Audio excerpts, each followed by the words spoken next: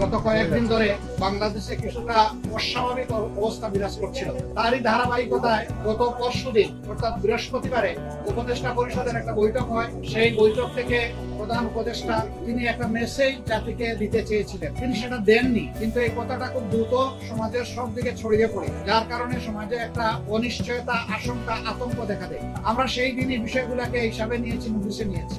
একই সময়ে একজন রাজনৈতিক নেতা তার জনপ্রতিনিধিত্বের একটা দাবি নিয়ে তিনি একটা অবস্থান নিয়েছিলেন, আবার আরেকটা গুরুত্বপূর্ণ জায়গায় আরেকটা দাবিতে আরেক দল অবস্থান নিয়েছিলেন। এই সব কিছু প্রধান উপদেষ্টার জন্য কিছুটা কষ্টের, কিছুটা বিরক্তির ছিল, যার কারণে তিনি তার দায়িত্বের ব্যাপারেই পুনর্বিবেচনা করবেন এরকম একটা অভিব্যক্তি তিনি প্রকাশ করেছিলেন। কিন্তু কার্যত এটা অফিসিয়ালি সামনে আসে। এ বিষয়ে আপনারাও আমাদের মতোই বিচলিত ছিলেন, আমরা এটা বিশ্বাস করি। কারণ দেশ আমাদের সবার, দেশ ভালো থাকলে আমরা সবাই ভালো থাকবো। 24 জুলাই বিপ্লবের মধ্য দিয়ে দেশে একটা পরিবর্তন এসেছে, কিন্তু এই পরিবর্তনে এখন যারা নেতৃত্ব দিচ্ছেন সরকারে, তারা তাদের পরিচয় হচ্ছে যে তারা কোনো পার্টিকে বিলং করবেন না। এটা হওয়া উচিত, কিন্তু এখানেও কিছু ব্যতিক্রম ঘটেছে। এটাও মাঝে মধ্যে সমাজকে উদ্বিগ্ন করেছে। আবার স্বাভাবিকভাবেই এই পরিবর্তন বা বিপ্লবের অবশ্যম্ভাবী দাবি ছিল যে অর্থবহ কিছু সংস্কার করা লাগবে এবং যারা অপরাধী তাদের বিচার হতে হবে। এই সংস্কার এবং বিচারের মধ্য দিয়েই একটা অর্থবহ নির্বাচন হবে।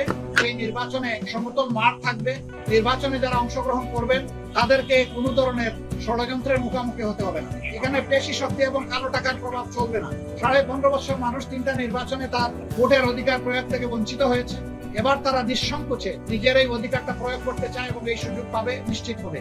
এটি হচ্ছে জনগণের দাবি। প্রধান উপদেষ্টা ইতিমধ্যে কয়েকবার তিনি বলেছেন নির্বাচন তিনি দিতে চান এই বছরের ডিসেম্বর থেকে শুরু করে আগামী বছরের জুনের মধ্যবর্তী কোনো একসময়, কিন্তু তিনি সুনির্দিষ্ট কোনো রোডম্যাপ দেন, কোনো মাস, সপ্তাহ তিনি ঘোষণা করেন। এটাকে কেন্দ্র করে বিভিন্ন ধরনের দাবি এই নির্বাচনের রোডম্যাপের ব্যাপারে আছে। আমাদেরও কিছু রিকমেন্ডেশন ছিল, আমরা তার প্রতি সম্মান রেখেই বলেছিলাম দায়িত্ব আমরা সবাই মিলে তাকে দিয়েছি, তিনি চেয়ে নেন এবং তিনি দলের পক্ষ থেকে নির্বাচিত কোনো দায়িত্বশীল নেতা নন, বরঞ্চ তিনি জনগণের ঐক্যমতের ভিত্তিতে এই জায়গাটায় একটা গুরুবার তিনি গ্রহণ করেছেন।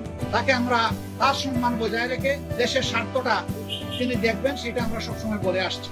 আমরা আজকে ওই ব্যাপারে কথা বলেছি। আমরা বলেছি দুইটা বিষয় স্পষ্ট করা দরকার।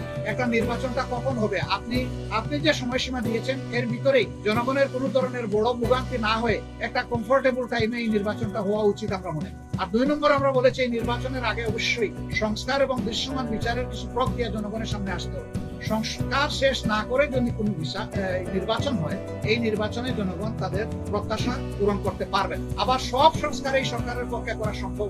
মাত্র 5টা সুনির্দিষ্ট বিষয়ে তারা হাত দিয়েছে, এতটুকু নিষ্পত্তি হওয়া উচিত সন্তোষজনক হবে। এর পাশাপাশি এখানে জুলাই প্রক্লেমেশনের ব্যাপার স্যাপার আছে, এগুলো সংস্কারের সাথে জড়িত। অনেক দলের দাবি দেওয়ার মধ্যেও কিছু ভিন্নতা আছে, এটা থাকবে। দল যেহেতু আলাদা, মতেরও ভিন্নতা থাকবে, এটাই স্বাভাবিক। গণতন্ত্রের সৌন্দর্য হচ্ছে আমার মতটি আমি প্রকাশ করব, আরেকজনের মতের প্রতি আমি শ্রদ্ধা দেখাবো। আমি কারো মতকে তুচ্ছ জ্ঞান করবো না, উপহাস করবো না এবং কাউকে অপমানিত করবো। কিন্তু আনফরচুনেটলি এই সীমা আমরা অনেকেই রক্ষা করে চলতে পারি না, আমাদের পারা উচিত। গণতন্ত্রের স্লোগান হচ্ছে let us agree to disagree.